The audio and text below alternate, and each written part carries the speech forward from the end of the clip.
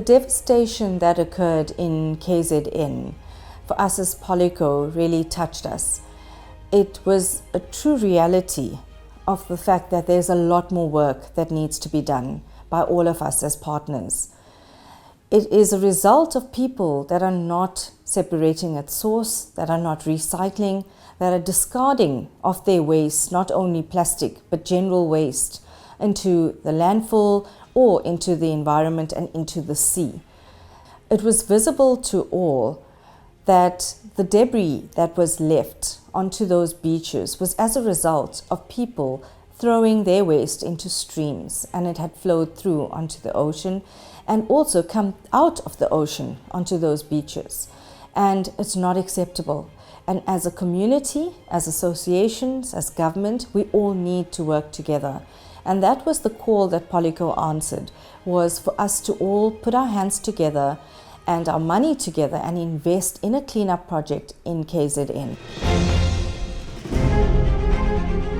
The problem is once the thick layer gets removed, you're ending up with small pieces, microplastic, which takes forever to pick up. In actual fact, most doesn't get picked up.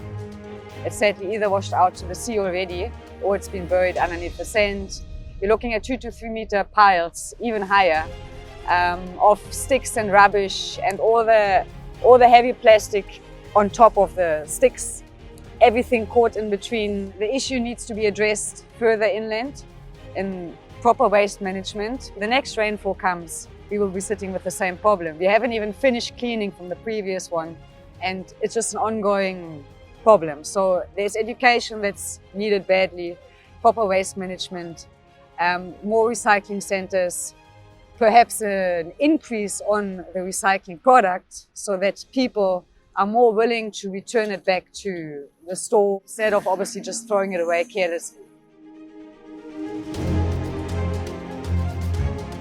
It is critical for us to clean up those beaches. At the moment, as a country, as an economy, we need to ensure that people start investing in our country again, and we need to grow our tourism industry. And if we can clean up those beaches, we can get tourists back onto the beaches, coming back into our beautiful cities, and this is one way to get it right. I hope that this incident has left a lesson for all of us as consumers, that it is not okay to take your waste and just discard of it in an irresponsible manner. It is clearly visible that if we do so, it will end up in the destruction that we saw in KZN, and it is happening worldwide. So it is very important that we do the responsible thing and discard of your waste in your waste bins if they are provided, or ensure that your municipalities assist you in terms of picking up your waste. I think that separation at source is something that we would prefer, but even if you just separate your wet from your dry, it makes it easier for us to recycle. I think it's clear from this incident that we do have a lot of work to do in terms of this journey, but had we been doing the right thing as consumers, we would not have had the incidents that we have now in KZN. Polyco is at an exciting phase in its journey at the moment.